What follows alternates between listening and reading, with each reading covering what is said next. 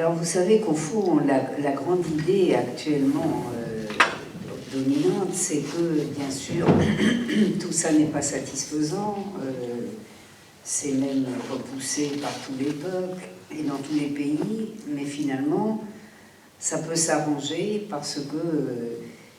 cette Union européenne est partie de très bons sentiments et de très bonnes intentions, et elle s'est perdue en chemin, puisque cette grande idée pacifique, destinée à faire disparaître les causes des guerres, à réconcilier les peuples, a été tout à coup confisquée à une époque où les banquiers et les traders occuperaient un rôle tout à fait original, puisqu'aussi bien le capitalisme aurait été industriel jusqu'à une époque récente, mais il serait devenu subitement financier, et enfin tout ça aurait mené ce beau projet à la dérive. Et il suffit, bien entendu, de redonner les stimulations nécessaires pour que la dérive cesse. C'est une légende extrêmement tenace, mais c'est vraiment une légende. C'est une légende et qui a reçu le concours depuis quelques décennies, je dirais, de l'université, du monde académique, puisque, et ça, évidemment, je ne vais pas expliquer que je suis ici dans une université, je ne vais pas expliquer que c'est l'université qui a le rôle principal, mais je crois que quand on fait l'histoire, il faut s'interroger ces dernières décennies, et plus que jamais aujourd'hui, sur le rôle que les clercs, au sens ancien du terme, que les mondes académiques ont joué et jouent dans la diffusion d'un certain nombre de thèmes, et dans l'espèce de chape de plomb qui règne sur le monde historiographique, le phénomène étant très accentué en France, comme dans un certain nombre de pays, mais plus accentué, par exemple, encore que dans les pays anglophones qui ne se caractérisent pourtant pas par le triomphe de la subversion. Alors, il faut mesurer à quel point le monde académique a revendiqué cette Europe, puisque un certain nombre d'entre vous le savent peut-être, il y a même quelques années, en 2007-2009, la question de l'Europe a été mise au concours de recrutement des enseignants du secondaire, au concours du CAPES et de l'agrégation, et sous la forme que je viens d'exposer, c'est-à-dire, ça s'appelait, c'était très joli, « Penser et construire l'Europe 1919-1992 », et j'ai appris, si je ne l'avais pas appris, j'aurais presque pu le deviner, mais évidemment, je n'aurais pas pu le dire, j'ai appris par un des anciens doctorants, devenu d'ailleurs très vite professeur d'histoire contemporaine, j'ai appris que ce sujet qui avait été choisi par un de mes collègues de Paris 1, Robert Franck, pour le citer, avait été choisi avec l'idée bien arrêtée d'expier la mauvaise décision des Français de mai 2005, c'est-à-dire ce vote non à la Constitution de l'Union européenne, qui aurait été issu, vous le savez, comme on nous l'a tant dit, d'une mauvaise compréhension des choses et de cette espèce de coalition entre des incultes et des gens jamais contents. Et il s'agissait donc de faire, vous le savez, le terme a été beaucoup utilisé, de faire une pédagogie de l'Europe. Alors c'était assez amusant d'ailleurs, puisque dans la mesure où nous expliquait-on l'Europe c'était la paix, eh bien par exemple, il n'y avait plus de questions européennes entre 1933 et 1945, parce que on ne pouvait pas imaginer que l'Union européenne eût été une question posée en cette période qui avait connu l'avènement du nazisme, enfin le nazisme en Allemagne. Et puis ça reprenait tranquillement en 1945, parce que cette œuvre de paix, évidemment, pouvait se redéployer. Alors, je dois dire que c'est assez comique, dans la mesure où la période de la guerre est, pour chacun des pays concernés, la période de l'occupation, a été, je dirais, une période presque idyllique de triomphe de l'Union européenne sur le mode une alouette un cheval, puisque l'occupant, bien entendu, dans cette Union européenne, se taillait logiquement la part du lion. Alors on nous a expliqué aussi, vous vous le rappelez peut-être, ça s'est fait beaucoup à la veille de la célébration à grand fracas de la guerre de la Première Guerre mondiale, à l'occasion de laquelle on a beaucoup célébré la paix, on a beaucoup célébré les révoltés, éventuellement même contre la guerre. On n'est pas à l'abri des contradictions par les temps qui courent et des paradoxes. Et à cette occasion, on nous a souvent dit, ça avait commencé d'ailleurs dans une campagne du Monde qui avait été assumée par un de mes collègues, Nicolas Offenstadt, qui nous avait expliqué en novembre 2013, juste à la veille des débuts de la célébration de la Première Guerre mondiale, qu'il fallait combattre des idées reçues, et parmi les principales idées reçues, c'était la première des 10, eh bien, il y avait cette idée que la guerre était le résultat des contradictions du capitalisme. Eh bien, pas du tout. La guerre n'aurait pas du tout été le fruit des contradictions, des rivalités interimpérialistes ou intercapitalistes. Et voilà ce qu'on nous disait, que les interprétations marxistes des origines de la guerre, derrière les réflexions de Lénine sur l'impérialisme, le stade suprême du capitalisme, allouent une place centrale aux rivalités économiques accentuées par la baisse tendancielle du taux de profit, au caractère prédateur des milieux industriels. Mais finalement, ça n'était pas du tout pertinent parce que, bien qu'on puisse voir des traces, évidemment, de ces rivalités, l'historiographie a montré que les interdépendances étaient en fait très fortes entre les économies, que pour nombre de secteurs, assurances, sociétés minières, la paix était préférable à la guerre. La City a plutôt, c'est-à-dire, vous le savez, cette institution financière qui régit la vie de l'Angleterre, de plus en plus, mais déjà beaucoup avant 1914, la City a ainsi plutôt poussé à défendre la paix. Par ailleurs, en matière de politique étrangère, les milieux industriels et financiers n'étaient pas unis. Bon, c'est faux. C'est entièrement faux. C'est entièrement faux et le démontre évidemment les véritables origines de l'Union européenne. Car qu'est-ce que l'Union européenne à son origine? C'est précisément ce qui caractérise les débuts de la phase impérialiste, et sur ces débuts de la phase impérialiste, je ne saurais que vous conseiller soit de relire, soit de lire précisément ce qu'Offenstadt trouvait tout à fait périmé, c'est-à-dire l'impérialisme, stade suprême du capitalisme, qui vous donnera, parce que ça n'est pas seulement une brochure de propagande, c'est naturellement une brochure de propagande, puisque Lénine veut y démontrer que le mouvement réformiste a appliqué toutes les promesses du socialisme, de la transformation socialiste de la société, mais il dresse surtout un tableau de ce qu'est le monde à la veille de la guerre. L'ouvrage est rédigé en 1915, mais il a été rédigé, c'est une toute petite brochure, hein, il a été rédigé sur la base des travaux des économistes, pas tous révolutionnaires d'ailleurs, un certain nombre réformistes, des gens par exemple en Allemagne comme Hilferding, et il dresse un état tout à fait stupéfiant de ce qu'est l'impérialisme en 1914, c'est-à-dire cette nouvelle phase du capitalisme. C'est intéressant, cette nouvelle phase du capitalisme, car à l'époque elle est nouvelle, elle date des années 1880, dont on veut nous faire croire aujourd'hui qu'elle est nouvelle et que, par exemple, la financiarisation de l'économie est un phénomène qui vient de se dérouler et qui d'ailleurs a empêché le très bon fonctionnement de ce beau rêve européen. Alors, je vous le recommande d'une part parce que ça vous montre un degré de concentration extraordinaire dans l'économie qui vous surprendra pour ceux qui ne l'ont pas encore lu. En particulier, vous y retrouverez d'ailleurs pratiquement tous les noms des grandes banques en ce qui nous concerne, hein,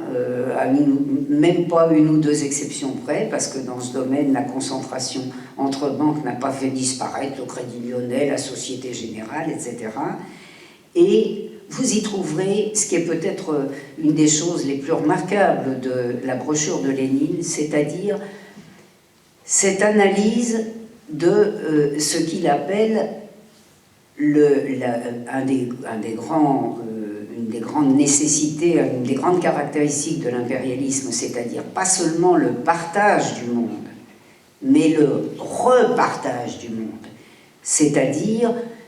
une attribution des ambitions des impérialismes et des attributions de territoires et de leurs ressources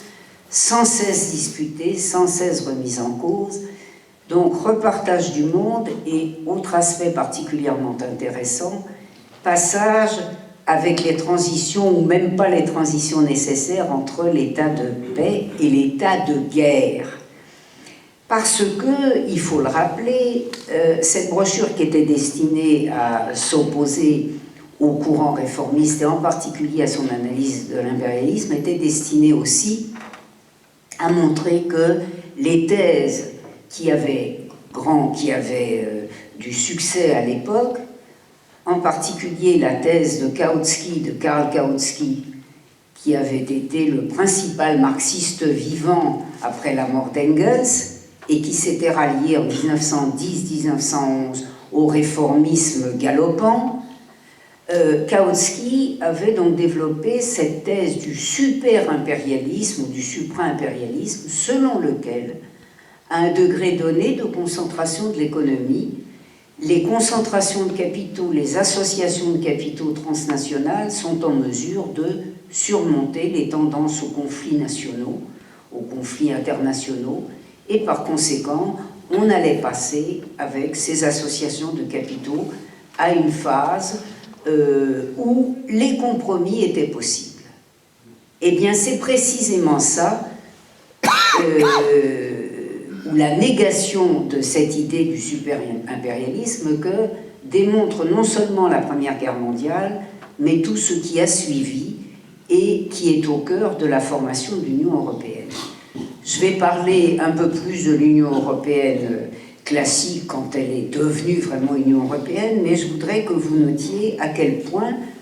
elle a d'abord été le fruit des associations de capitaux et des cartels qui ont été établis entre les deux puissances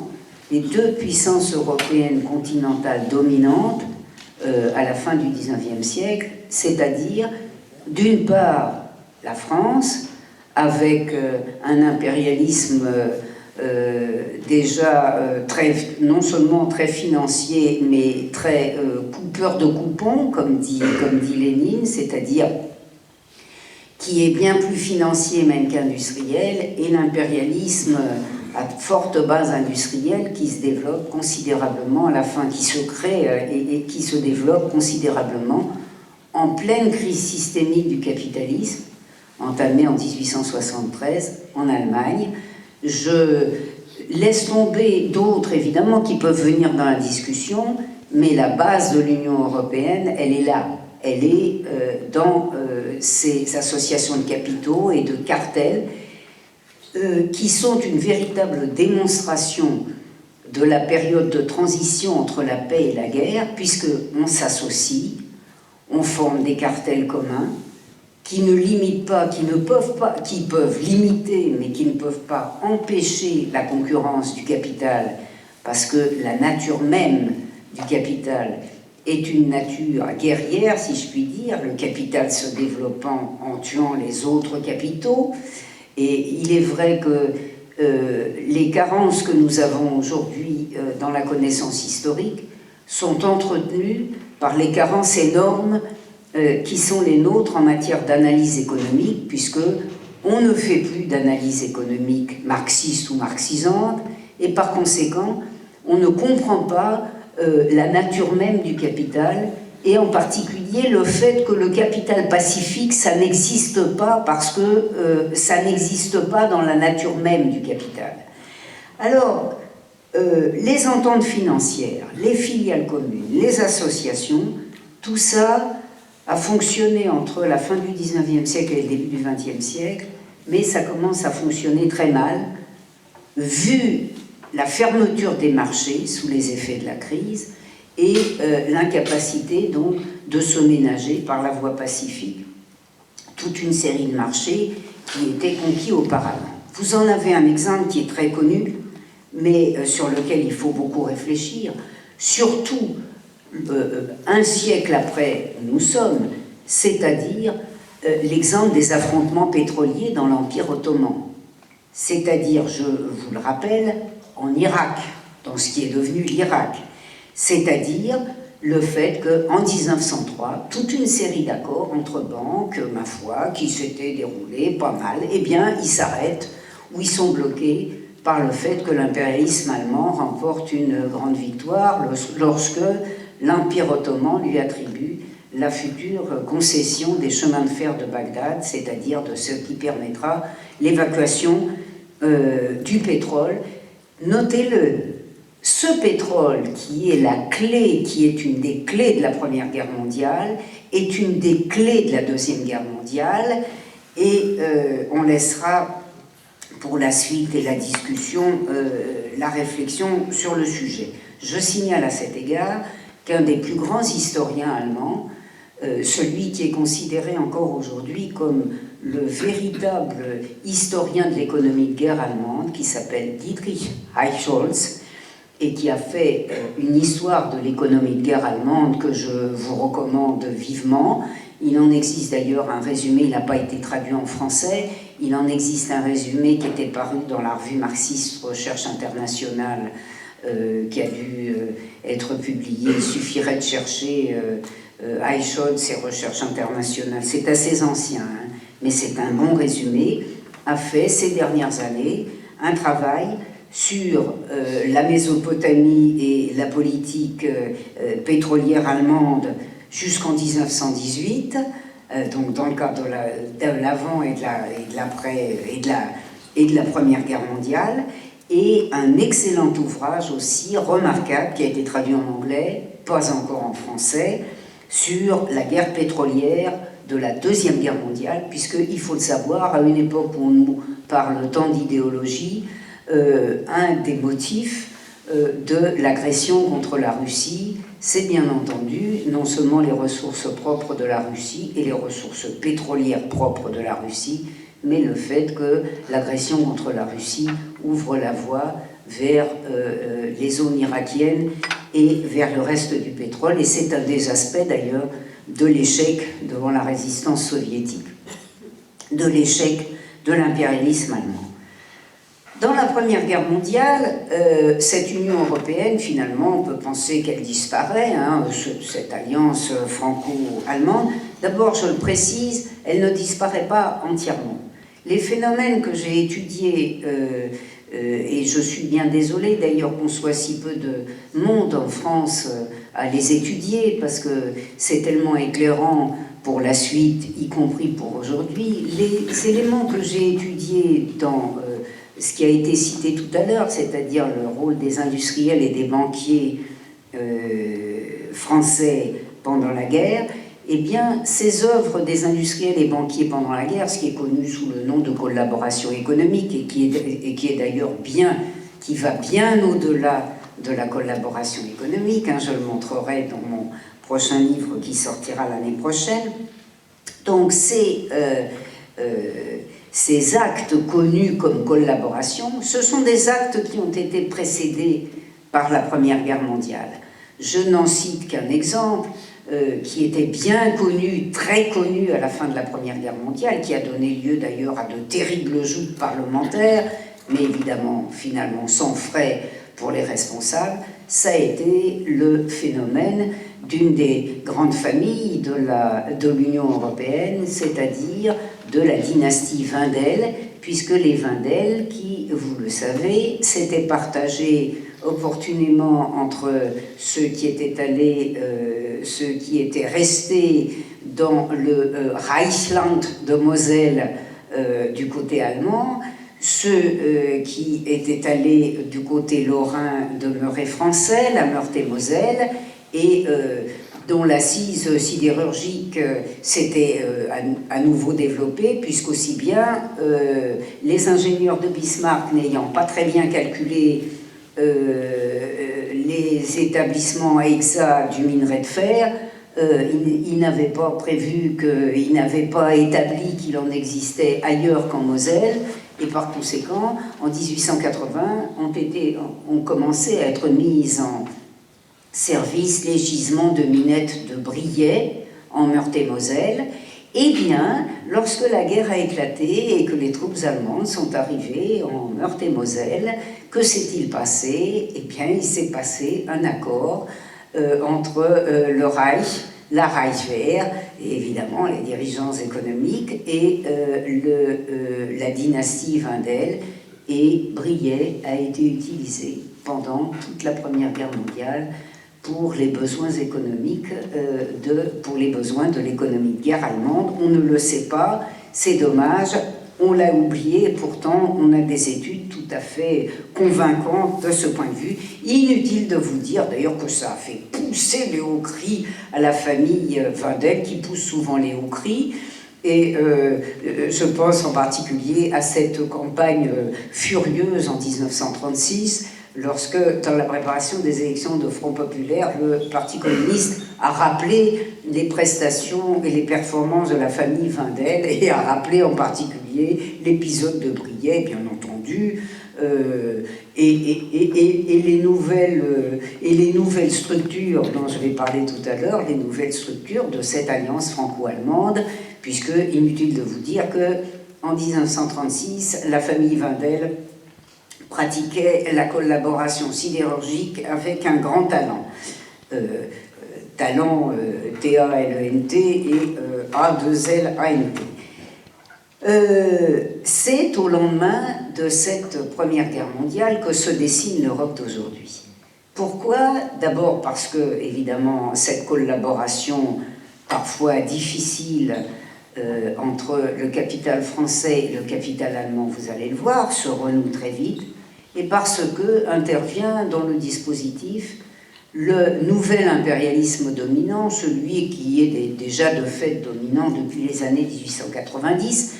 à l'époque où les États-Unis deviennent le premier producteur industriel mondial, tandis que l'Allemagne devient le deuxième. Les États-Unis donc, et c'est souvent ignoré, les États-Unis sont l'impérialisme dominant de la Première Guerre mondiale, et surtout leur assise européenne se dessine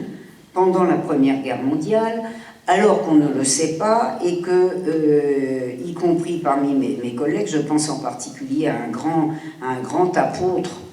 de l'Union européenne, qui est mon collègue Bossuat, beaucoup de mes collègues pensent que tout a commencé en 1945, rien n'a commencé en 1945, et comme le disait très bien l'ambassadeur Jusserand, ambassadeur à Washington pendant la Première Guerre mondiale et jusqu'en 1923, nous empruntons plus que de raison, il faudra rembourser, et pour ce faire, nous devrons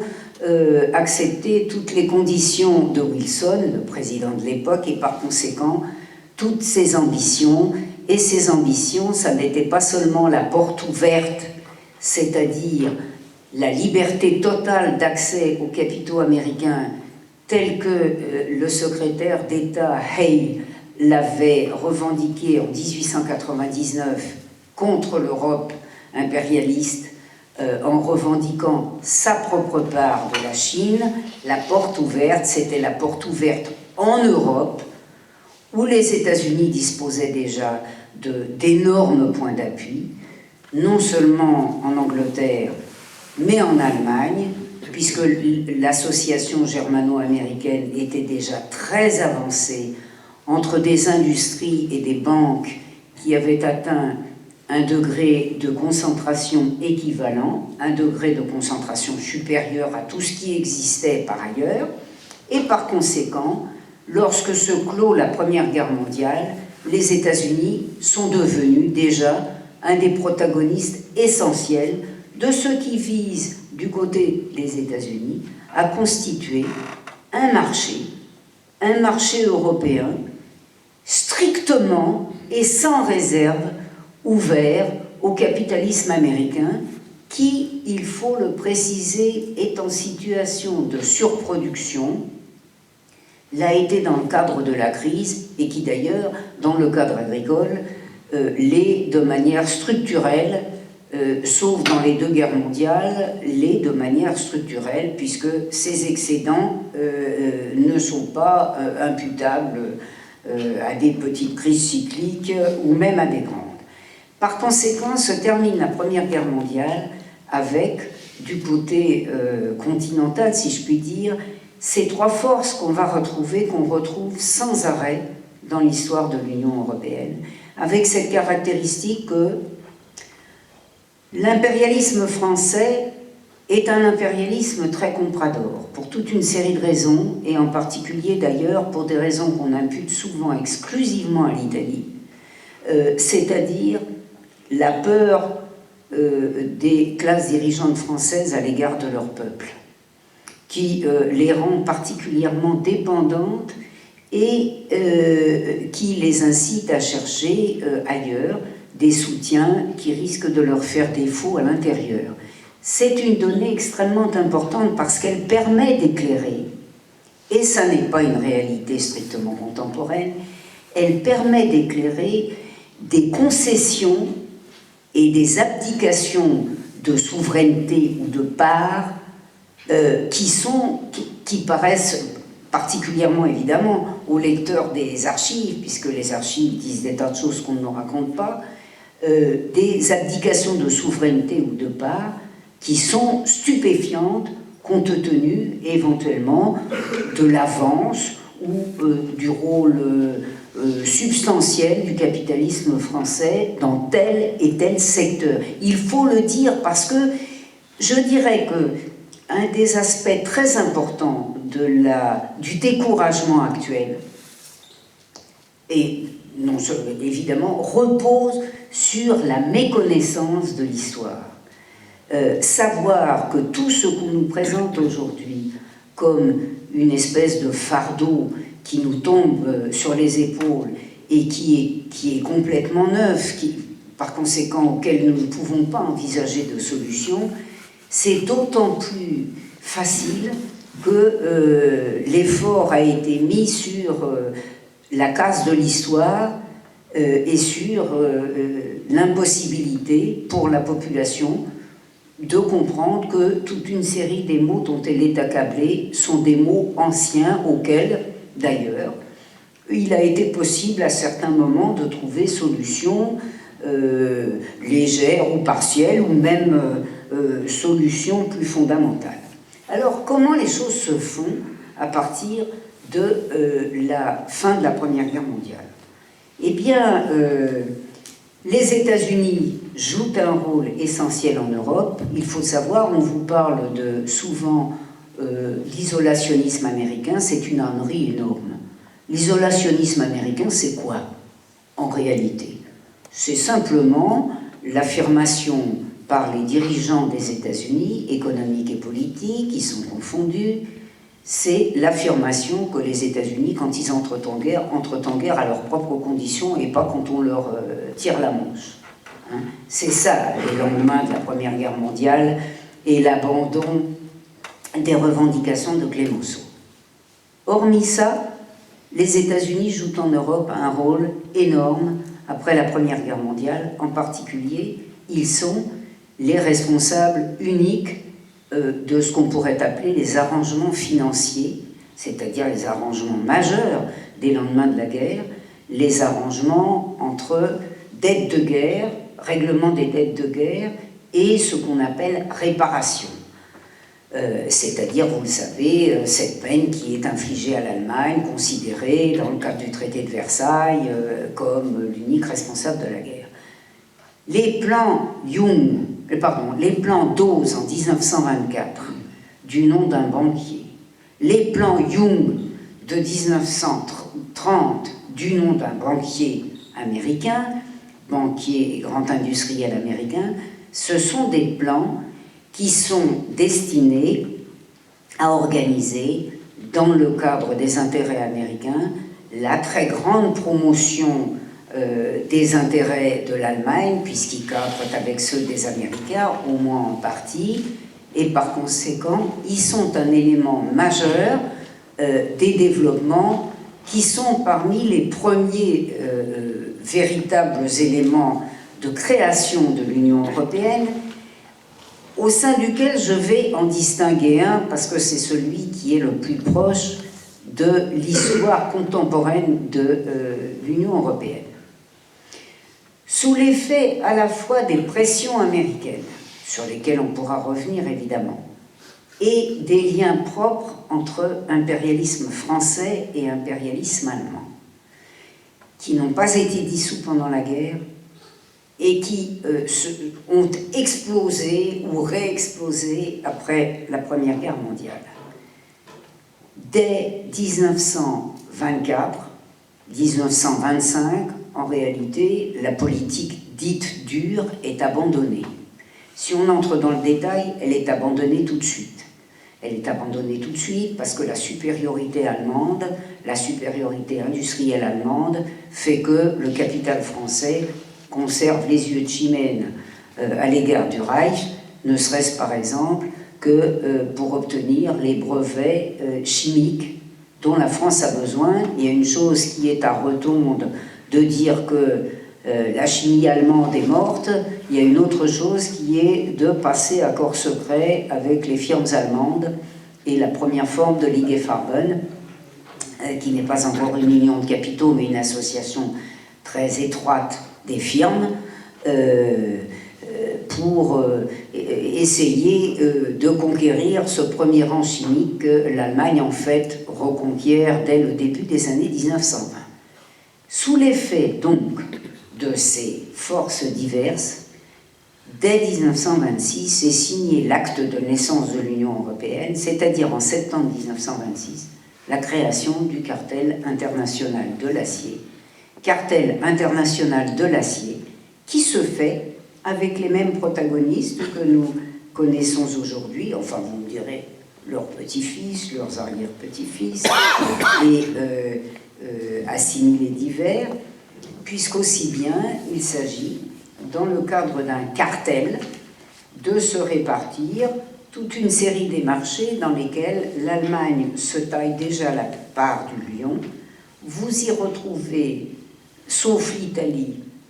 les premiers signataires, puisque vous y avez la France, la Belgique, le Luxembourg et l'Allemagne. Et dans le cadre de cette association,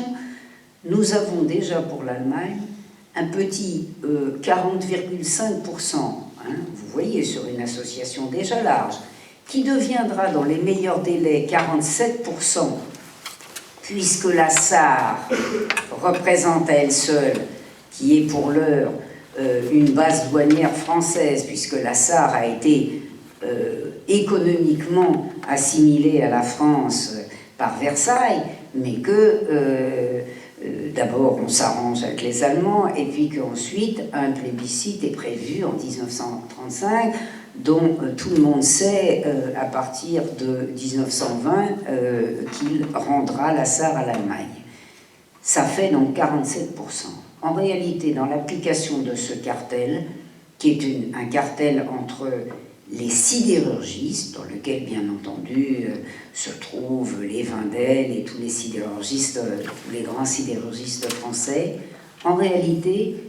dans le cadre de ce cartel, qui, inutile de vous dire, n'a pas disparu avec 1933, il a même été rediscuté et refait en 1933, vous savez, dans cette période où il paraît que l'Europe n'existe plus.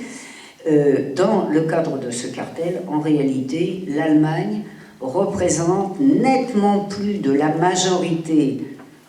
des ventes et du contrôle de l'acier, puisque dans le cadre du cartel, normalement, elle est frappée de pénalité si elle dépasse sa part, elle dépasse sa part régulièrement et elle n'est frappée d'aucune pénalité. Alors, on avance vers l'Union européenne. Les associations de capitaux, discrètes ou pas discrètes, de plus en plus discrètes dans les années 1930 dans le cadre de la crise, et pas du tout pour des raisons politiques, aussi pour des raisons fiscales. Il faut savoir que toute une série de ces associations, dont j'ai montré la postérité dans le cadre de la Deuxième Guerre mondiale, ont été contractées en Suisse, que d'ailleurs les réorganisations de la Seconde Guerre mondiale sont parfois elles-mêmes contractées en Suisse, et il y a dans ce cadre un élément de compréhension très net de ce qui est la quasi-disparition de l'industrie chimique française au lendemain de la Deuxième Guerre mondiale, qui, vous le savez, est allée s'allier, qui a Bayer, qui a BASF, qui a Hearst, qui a racheté Roussel, en fonction d'accords dont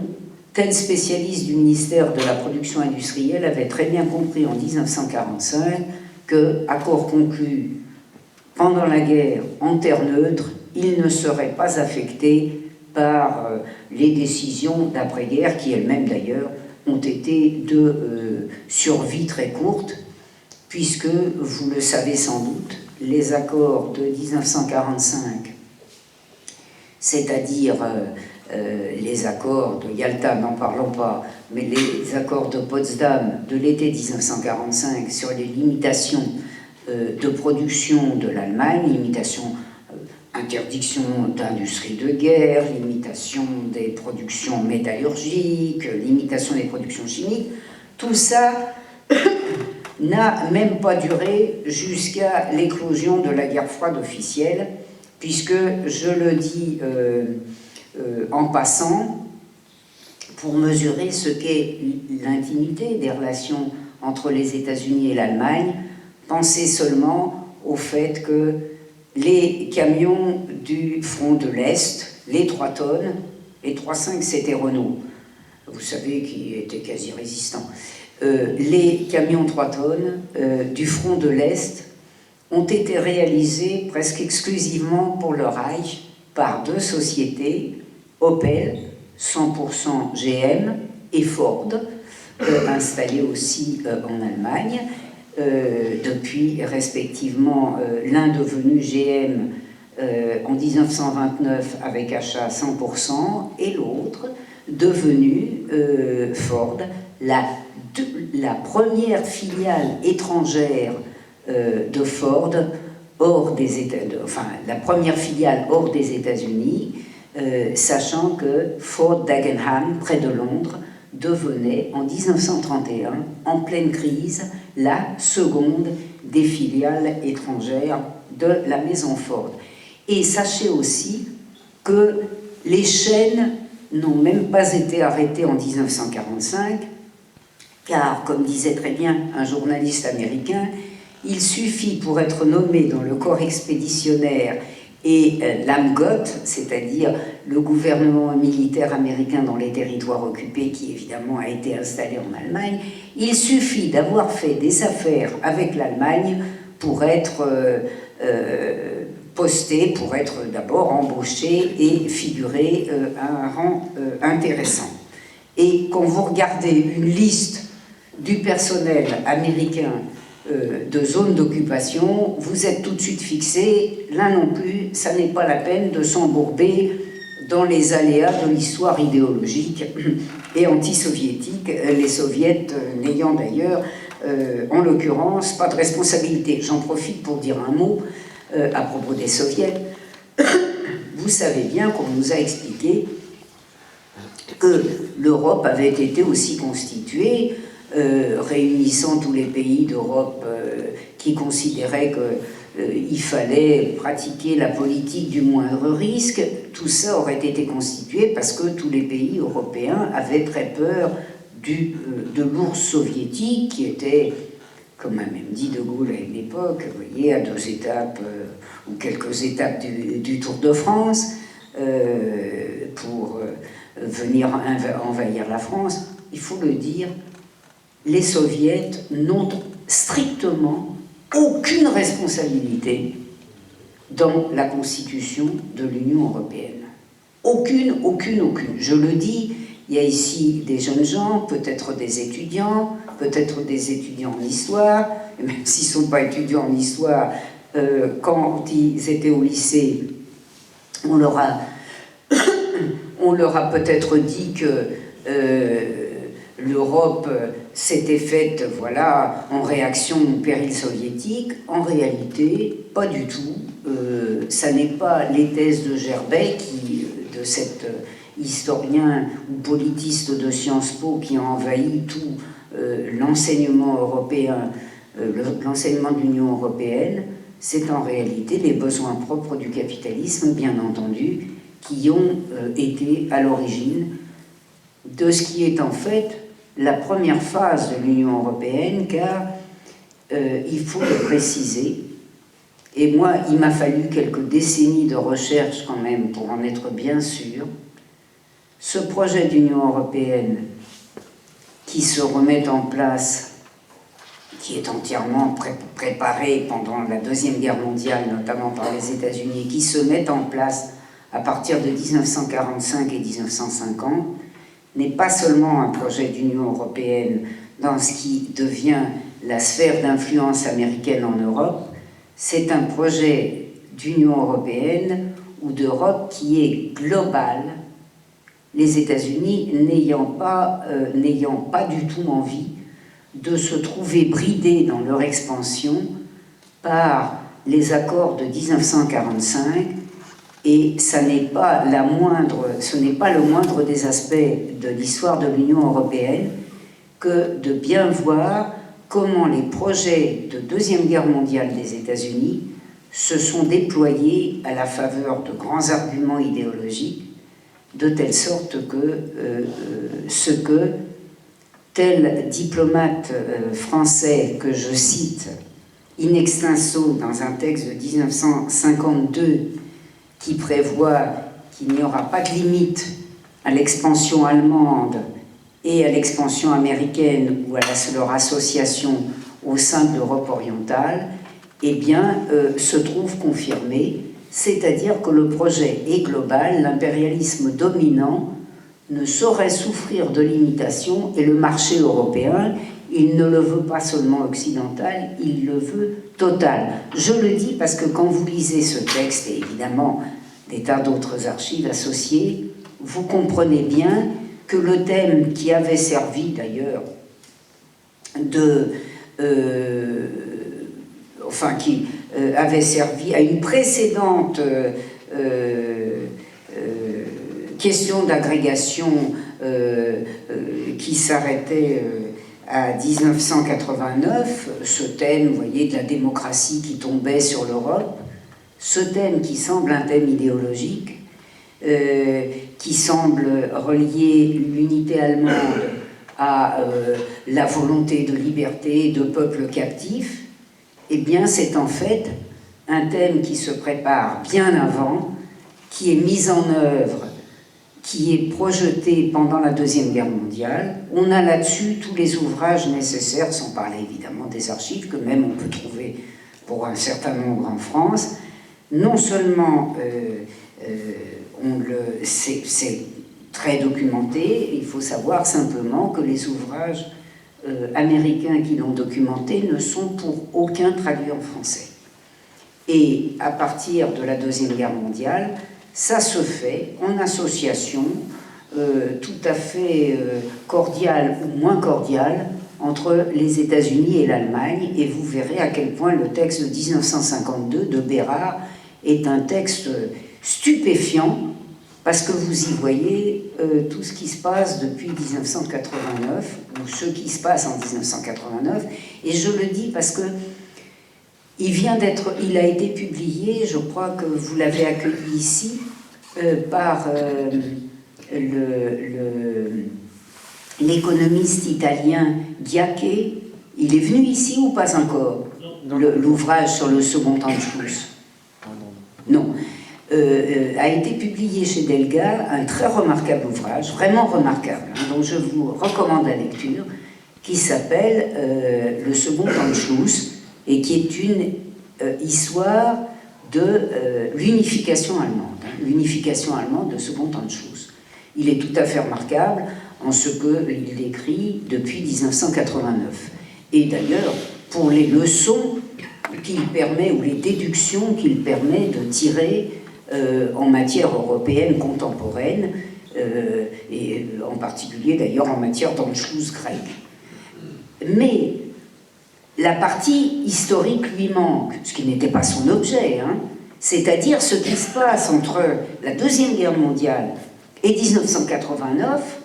lui échappe dans la mesure où il suit le processus à partir de 1989. La partie historique vous fournit le reste, et le reste, ma foi, c'est que ce projet européen où finalement s'allient et s'affrontent des impérialismes, c'est-à-dire les États-Unis qui voudraient bien que l'Europe soit tout à eux, sans contradiction,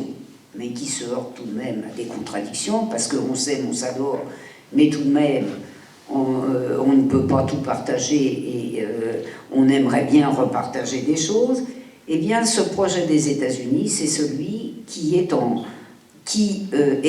œuvre, qui est mis en œuvre à partir de 1945, à partir de la fin de la guerre. Je le répète, hein, il est mis en œuvre à partir de la fin de la guerre, mais il est tout cuit, tout rôti pendant la Deuxième Guerre mondiale, sous tous ses aspects. Et il est servi par toute une série, d'ailleurs, de forces politiques qui, là encore, c'est intéressant, qui regroupent, je dirais, pour parler clair, toutes les forces non communistes. C'est-à-dire des forces qui vont de ce qu'on appelle la gauche de gouvernement jusqu'à la droite, qu'on qualifie de républicaine, ça inclut le reste aussi, puisque un des aspects marquants d'ailleurs des lendemains de la Deuxième Guerre mondiale a été le gommage, le sauvetage, recyclage des criminels de guerre ou des grands responsables de la Deuxième Guerre mondiale, allemands, italiens, etc. Et d'ailleurs, pas seulement allemands et italiens, sous l'égide directe des États-Unis. Alors, qu'est-ce qui se passe? De 1945 à 1947, tout ça avance, mais évidemment, ça avance lentement parce que toutes les bases ont été dressées avant même la fin de la guerre. Hein. Bretton Woods, c'est un aspect de l'Union européenne, hein, puisque ça fait du dollar le maître du monde, ça fait des États-Unis les maîtres des monnaies de l'ensemble de leurs affidés, mais ça coince un peu. Parce que vous imaginez que le programme de porte ouverte ne peut pas enthousiasmer même les impérialismes européens. Hein. Les États-Unis ont des revendications qui sont lourdes, très lourdes, et qui en particulier d'ailleurs visent à percer certaines des résistances de l'impérialisme allemand, de l'Allemagne, que les Américains appellent le chartisme ou l'autarcie, si on peut qualifier, vous savez ce que c'est que l'autarcie, hein, c'est la vie économique en circuit fermé. Prétendre que l'Allemagne est autarcique et hautement comique, mais enfin, comme les États-Unis, comme le capital américain ne parvenait pas à percer autant qu'il souhaitait la structure capitalistique de l'industrie chimique, de l'industrie lourde, etc., il parlait d'autarcie. Donc il y a des résistances très fortes. Il y a des résistances en France. Par exemple, vous savez peut-être que la France et l'Italie ont joué les européennes fringantes depuis le début. Elles adorent l'Europe. Elles adorent la libération du commerce. Elles aiment. En fait, elles n'aiment rien du tout. En 1948, le thème européen est simplement fait pour permettre aux forces réactionnaires de gagner les élections, alors que le front de gauche, parce qu'il y a à l'époque un front de gauche, menace de les gagner. Ça aide beaucoup à les gagner, mais au lendemain de ces accords, mais notamment des accords à Turin, les Français et les Italiens s'empressent d'augmenter leurs droits de douane. Je le dis parce que, hein, vous savez, on aime le grand large, la mondialisation, etc. Bon. Et puis les choses avancent, et vous savez quand elles avancent sous l'effet des Américains, mais aussi sous l'effet des liens propres entre le capital allemand et le capital français, avec le fameux discours de Schuman. Vous avez tous entendu parler du discours du 9 mai. Oh, les pères de l'Europe. Oh, je ne vous ai pas parlé des grands-pères, c'est dommage. Mais vous verrez dans mon livre, il y a des grands-pères de l'Europe. Il y a en particulier Stresemann, le ministre des Affaires étrangères allemand, ce brave homme, vous verrez le brave homme, que seule la mort prématurée en 1929 a empêché de se rallier aussi vite qu'il l'aurait voulu à la solution hitlérienne. Là, je vous renvoie non seulement à mon ouvrage sur l'Europe, mais un ouvrage qui s'appelle « Le Vatican, l'Europe et le Reich », où vous verrez un aspect très intéressant de ce brave grand-père des peuples, qui n'était autre, c'est elle-même, que le serviteur de l'industrie métallurgique qui était partisan de la guerre sous-marine à outrance pendant la Première Guerre mondiale. Mais il y en a d'autres, comme Adenauer, vous le connaissez, ce père des peuples, ce père de l'Europe, qu'aimait Schuman et qui avait fait l'Europe pour que les frontières, et surtout pour que les frontières tombent et que les canons cessent à jamais de tonner. C'est celui qui, quand il était maire de Cologne, dans les années 1920, était partisan de l'Anschluss en disant que ce serait une européanisation de l'Autriche et qui, en secret, œuvrait vaillamment au réarmement accéléré de l'Allemagne, exactement comme il a œuvré au réarmement de la République fédérale des zones occidentales de l'Allemagne, et pas avec la guerre froide, dès 1945, sous l'égide des États-Unis. Et puis Schuman. Ah, Schuman. Ici, en Corse-Suppan-Lorraine, quelquefois, quand je présente Schuman en Lorraine, ça fait un choc initial. Vous savez, ce père de l'Europe qui aimait tant la paix et qui est l'auteur du discours du 9 mai 1950. Alors là, je vous recommande de regarder mes travaux des années 30 et 40 pour voir que Schuman est une espèce de parangon, de modèle de la pire réaction française,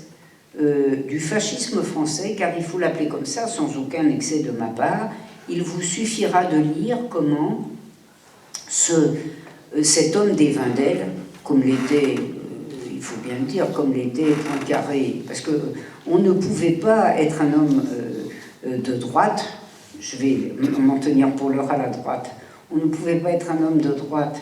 en Lorraine et envisager d'être député sans avoir l'imprimature et les fonds de la famille Vindelle. De sorte que la famille Vindelle nous a valu Poincaré, Schuman, qui était le chef de son action catholique mosellane. Eh bien, vous lisez Le choix de la défaite et vous allez voir que, en matière antisémite, anti-maçonnique, anti-rouge, bien entendu, je dirais que c'est la base essentielle, anti-soviétique, franchement, il n'est aucune ligue fasciste qui pouvait concurrencer et risquer de dépasser l'action catholique de ce cher Schuman, qui, d'une part, a été bien déçu de n'être pas dans le gouvernement de Pétain du 13 juillet, parce qu'il était dans le gouvernement Pétain du 16 juin,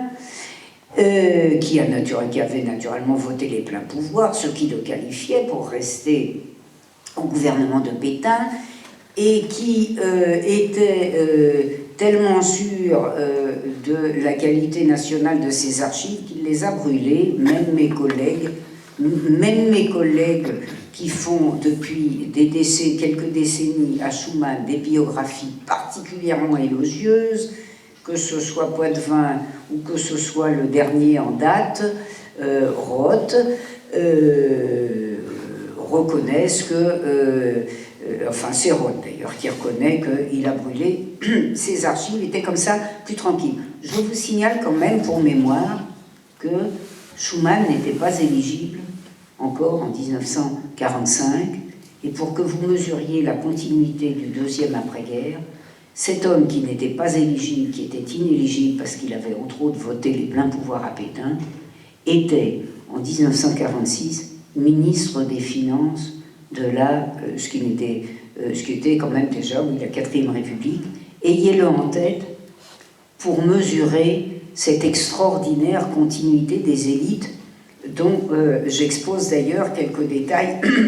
dans le livre à venir. Alors, j'ai oublié de vous dire quelque chose. Écoutez, la dérive. Alors, qu'est-ce qu'on dit le 9 mai? C'est fini. Plus de guerre. Plus d'industrie de guerre. Et en particulier, voilà, tout va être commode, on va mettre en commun, pour la paix, l'acier et le charbon. C'est encore mieux d'ailleurs avec le charbon, si vous voulez, c'est encore mieux qu'en 26.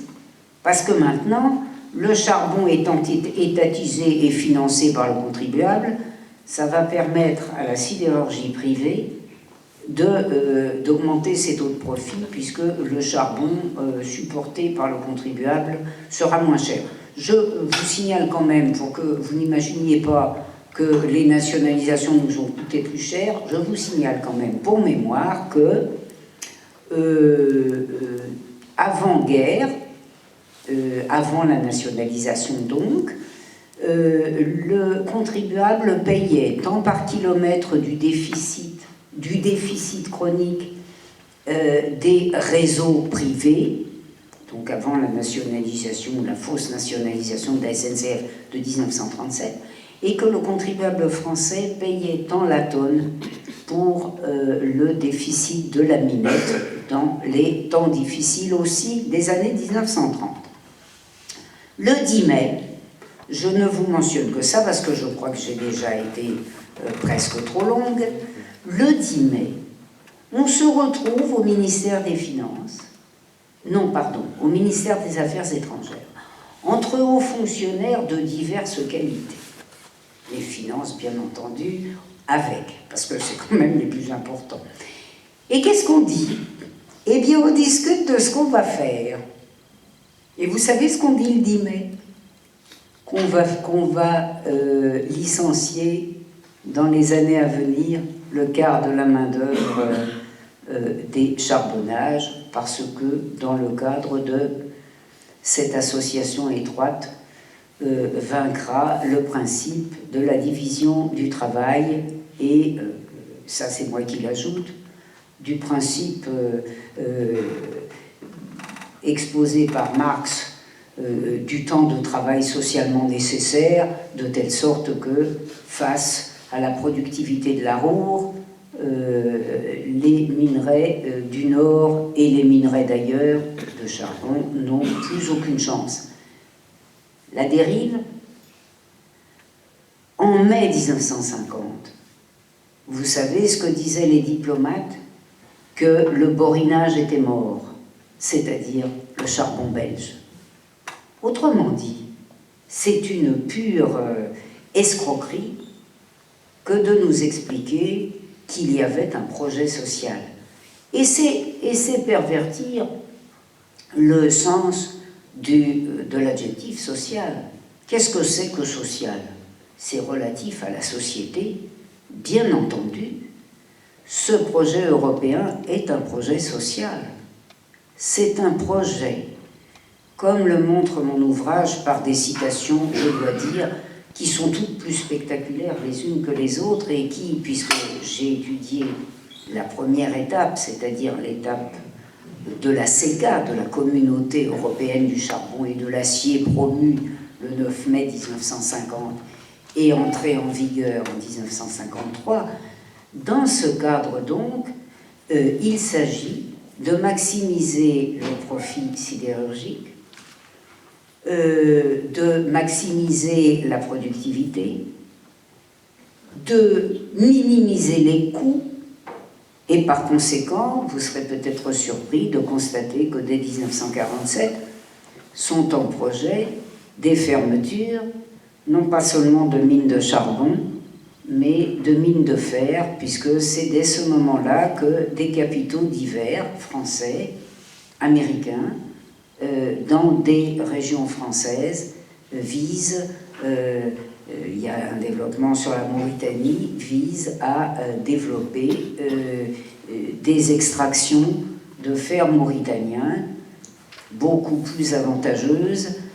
notamment en raison du coût extrêmement bas de la main-d'œuvre et des conditions d'exploitation infiniment meilleures que celles des couches enterrées de la minette lorraine phosphoreuse, et par conséquent que se préparent les étapes que nous avons enregistrées en ce qui concerne la sidérurgie à partir des années, même pas seulement 1970, mais vous le savez, qui ont atteint un degré explosif en 1970. Mon ouvrage s'est arrêté, je ne dis là que l'essentiel pour qu'on ait un petit peu de temps pour discuter, mon ouvrage s'est arrêté grosso modo au milieu, en 1960. Mais pour que vous mesuriez bien dans la première phase de cette histoire de la CECA, qui a été, vous le savez, suivie d'autres phases, dès ce moment, vous serez frappé, certainement en le lisant, et évidemment, il suffit d'ouvrir les archives économiques pour que l'impression soit aveuglante. L'Europe est en crise.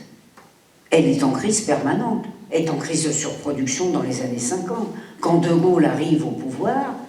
elle est en crise structurelle gravissime. C'est-à-dire que les caractéristiques de l'impérialisme n'ont pas plus été bridées par l'Union européenne qu'elles ne l'avaient été dans le cadre de la crise de 1873 ou dans le cadre de la crise des années 1930. Et comme on m'a demandé de n'être pas trop longue et que je suis disciplinée pour une fois, il sera bon précisément de discuter sur le sort logique de cette Europe. Alors qu'on fait croire à la population, comme on le lui a fait croire en 1950, qu'on était parti de l'Eldorado et qu'on est arrivé au seuil de l'enfer ou qu'on est franchement tombé dedans. Vous lirez sans doute avec intérêt les développements de la presse de la SFIO, de la presse socialiste des années 1950, vous expliquant que le comité des forges est mort, que le cartel de l'acier est mort, avec des articles d'André Philippe, sachant qu'André Philippe était financé par le comité des forges pour expliquer aux Français que le comité des forges était mourant. Le comité des forges n'est pas mort. Quand il a liquidé la sidérurgie, il s'est reconverti. Vous savez que le petit-fils, devenu un temps président du MEDEF, successeur du CNPF, a réorienté les fonds dus essentiellement, il faut bien le dire, aux contribuables dans d'autres activités. Et par conséquent, discuter de l'Europe, ça n'est pas discuter, ça n'est pas possible quand on fait de l'histoire, sauf quand on est financé par les fonds européens pour les colloques et les publications. Ça n'est pas discuter d'une autre Europe, c'est discuter de l'Union européenne telle qu'elle a été et telle qu'elle ne peut être autre, c'est-à-dire d'une union des capitaux qui passait aussi, je l'ai dit comme en passant, et je vais y insister beaucoup en terminant, qui est une Europe pour maximiser le profit, a l'obligation d'écraser les salaires. Et vous serez sans doute surpris, en lisant les textes des années 1950, de 1950 même, quelquefois, parce qu'on a des bons fonctionnaires qui analysent bien les choses, même s'ils disent « nous avons brûlé nos vaisseaux, de toute façon, nous allons », vous savez, c'est la politique de Gribouille, c'est catastrophique, mais on ne peut plus faire machine arrière. Mais qui livre ces réflexions très intéressantes, qui nous dressent le portrait de l'Europe d'aujourd'hui, c'est-à-dire le dumping social, qui sera réalisé par la généralisation des tendances antérieures en France ou dans d'autres pays comme l'Allemagne, c'est-à-dire par une importation massive de main-d'œuvre à bas prix, et main-d'œuvre à bas prix qui sera importée de telle sorte que, dans les conditions prévues, et ça a marché comme prévu, ça occasionnera une concurrence sur les salaires les salaires vernaculaires, les salaires de chaque pays, et par conséquent, vous avez en 1950 une analyse de ce qu'est l'Europe d'aujourd'hui. Donc prétendre qu'on soit historien ou qu'on soit personnel politique, qu'il ait une possibilité d'autre Europe, c'est faire l'impasse sur des décennies d'histoire et maintenant pratiquement un siècle d'histoire.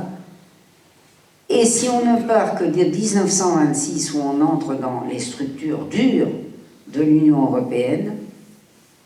c'est mentir sur toute la ligne et mensonge qui peut être d'autant plus crédible que la population est tenue à loisir dans l'ignorance de son histoire, de l'histoire de son pays, de l'histoire de l'Europe, de l'histoire des liens entre les États-Unis et les pays européens. J'en ai terminé et il nous reste un petit peu de temps pour la discussion.